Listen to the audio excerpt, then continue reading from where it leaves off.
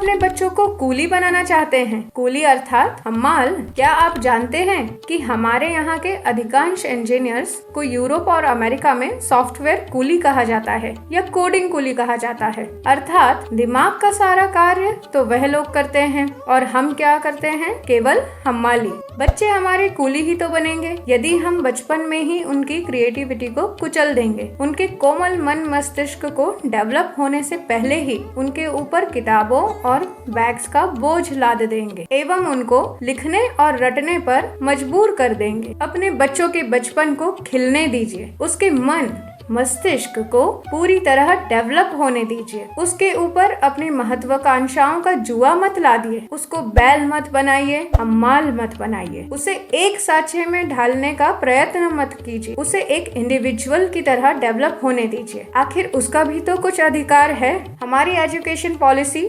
185 वर्ष पूर्व east India company के समय में थॉमस बैबिंगटन मैकॉले ने बनाई थी। उसका उद्देश्य था ईस्ट इंडिया कंपनी का भारत में अच्छे से राज चलाने के लिए बड़ी संख्या में क्लर्क पैदा कर और भारत के कारीगरी को समाप्त करना, जिससे कि ईस्ट इंडिया कंपनी भारत से कच्चा माल ले जाए और भारत में फिनिश्ड प्रोडक्ट को बेच सके। इसलिए इस एजुकेशन सिस्टम ने हमारे पिछले 100 वर्षों में 5 नोबेल पुरस्कार विजेता या 5 मूलभूत शोधकर्ता भी पैदा नहीं किए। यह तो आप जानते ही होंगे कि सचिन तेंदुलकर हाई स्कूल में फेल हो गए थे और उन्होंने पढ़ाई छोड़ दी थी। लेकिन आप शायद यह जानना चाहते होंगे कि थॉमस अल्वा एडिसन जैसे महान आविष्कारक को भी स्कूल से निकाल दिया गया था और यह लिस्ट लंबी है, बहुत लंबी। Mark Twain, Charles Dickens, Ernest Hemingway, George Bernard Shaw जैसे लेखक कभी कॉलेज गए ही नहीं,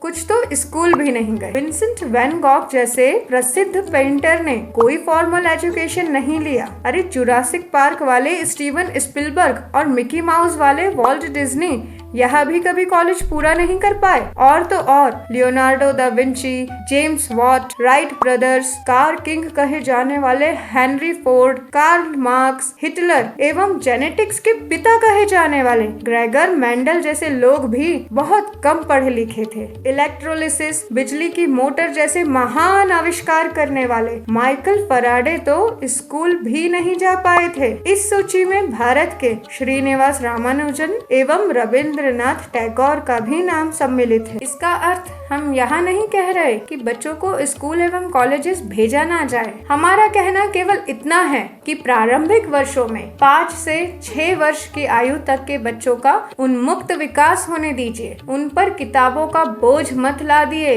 बच्चों को साँचे में ढालने का प्रयत्न मत करिए। तभी तो बच्चे के ब्रेन न्यूरॉन्स अच्छे से डेवलप होंगे, उसके व्यक्तित्व में पॉजिटिविटी पैदा होगी एवं शिक्षक और पालक को उसका टेस्ट एवं टेम्परामेंट समझ में आएगा। हेलो फ्रेंड्स, आप आज किसी भी घर में जाइए, किसी भी पढ़ने वाले बच्चे से बात करिए, 10 में से 8 बच्चे यह बताएंगे कि उनके टीचर्स वैसे नहीं जैसा वह चाहते हैं।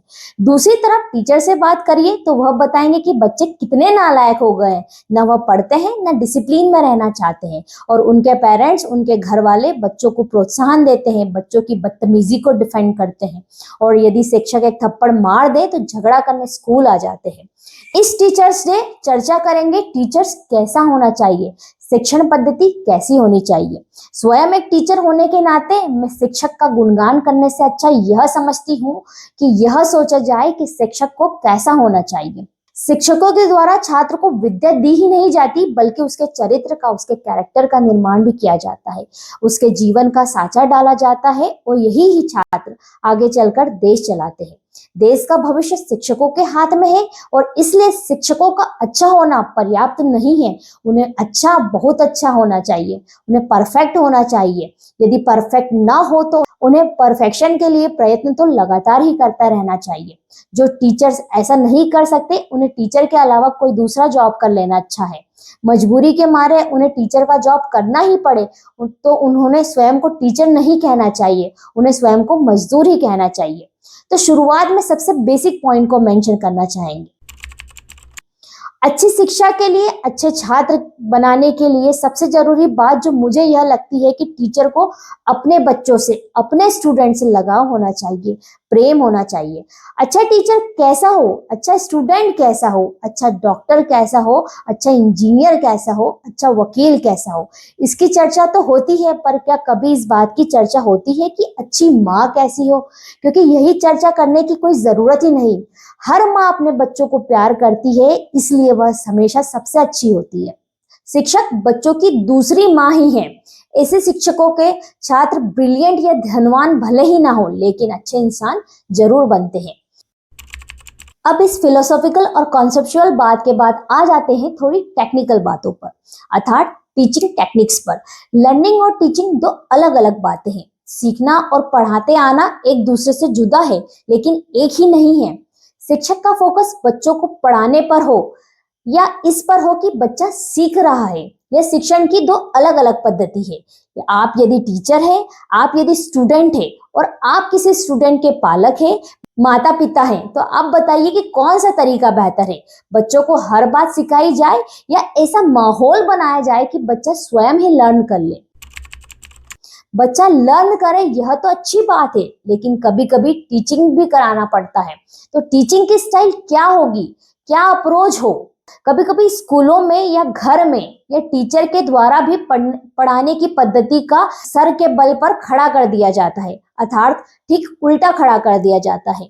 फॉर एग्जाम्पल, जब आप अपनी मातृभाषा सीखते हैं, आप मातृभाषा सीखते नहीं, आपकी मातृभाषा आपकी माँ से सुनते हैं। जब आप 1 महीने के, 6 महीने के और 1 साल के होते होते आपके मुंह से शब्द फूटने लगते हैं, 2-3 साल के होते होते आप वाक्य बोलने लग जाते हैं। इसके बाद नंबर आता है पढ़ने का और उसके बाद नंबर आता है लिखने का। तो नेचुरल ऑर्डर तो यह है ना कि पहले सुना, फिर बोला और अंत में लिखना। लेकिन इस प्रक्रिया को भाषा सीखने के समय हम ठीक उल्टा कर देते हैं। हम पट्टी लेकर क के ऊपर क घुमाने और जोर जोर से चिल्लाते हैं, क कबूतर का, त तोते का। बच्चों को रट्टू तोता तो बनाने की शुरुआत स्कूल के पहले ही दिन से हो जाती है, तो फिर हमारे स्कूल में से आर्यभट्ट और आइंस्टाइन कैसे निकलेंगे? कैसे सीवी रमन या रामानुज निकलेंगे? ऐसे स्कूलों से तो तोते और टाइपराइटर ही निकलेंगे। ऊपर कही बात को, अर्थात सीखने की प्रक्रिया को सहज, सरल और प्राकृतिक बनाना इतना सरल नहीं है, बल्कि बहुत कठिन है। बहुत कठिन होने के नाते ही अपनाया नहीं जाता, ना शिक्षकों के द्वारा ना स्कूलों के द्वारा। इस प्रक्रिया को अपनाने के लिए शिक्षक को इमेजिनेशन और क्रिएटिविटी की जरूरत होती है। इतना ही नहीं, हर छात्र को एक तरह से डील नहीं किया जा सकता। पेशेंस और प्रैक्टिकल अप्रोच की जरूरत होती है। प्रोग्रेस कार्ड के चक्कर में पड़ गए तो इनमें से कुछ भी नहीं हो सकता। टीचर के स्कूल का टाइमिंग जितना होता है, उससे अधिक टाइमिंग उसे अपनी स्वयं की पढ़ाई पर देना पड़ता है। उसे भी होमवर्क करना पड़ता है। अपनी अगली कक्षा के विषय को किस प्रकार से इंटरेस्टिंग बनाकर प्रस्तुत करना है, किस प्रकार से कठिन कंसेप्ट को सरल उदाहरण से समझाना, यह बिना होमवर्क के संभव ही नहीं है। कुछ शिक्षक यह होमवर्क या मेहनत करते हैं और कुछ नहीं। कितने प्रतिशत शिक्षक कक्षा के बाद, पीरियड के बाद कितना ही समय फिर से उसी विषय को देते हैं, इस पर शिक्षण की क्वालिटी डिपेंड करती है, क्योंकि इससे ही शिक्षक में सुधार आता है और वह अपनी अगली बैच को या अपनी अगली कक्षा को बेहतर तरीके से पढ़ा सकता है। आज आप किसी भी घर में जाइए, किसी भी पढ़ने वाले बच्चे से बात करिए, 10 में से 8 बच्चे यही बताएंगे कि उनके टीचर्स वैसे नहीं जैसा वह चाहते हैं। दूसरी तरफ टीचर से बात करिए तो वह बताएंगे कि बच्चे कितने नालायक हो गए, ना पढ़ते हैं ना डिसिप्लिन में रहना चाहते हैं। और उनके पेरेंट्स, उनके घर वाले तो बच्चों को प्रोत्साहन देते हैं कि बच्चों की बदतमीजी को डिफाइन करते हैं। शिक्षक यदि एक थप्पड़ मार दे तो झगड़ा करने घर आ जाते हैं। तो हमारा यह मानना है कि गार्जियन को बच्चों के माँ बाप को टीचर पर कॉन्फिडेंस रखना बहुत जरूरी है, क्योंकि यह अपने बच्चों का भविष्य ही उसे अपने हाथ में सौंप रहे हैं। यदि वह कदम कदम पर टीचर और स्कूल को टोकेंगे तो उनके बच्चे का भला नहीं होगा। At the same times teacher को भी यह ध्यान में रखना चाहिए कि respect is commanded not demanded, अर्थात यदि सम्मान करने के योग्य होंगे तो आपको सम्मान जरूर मिलेगा।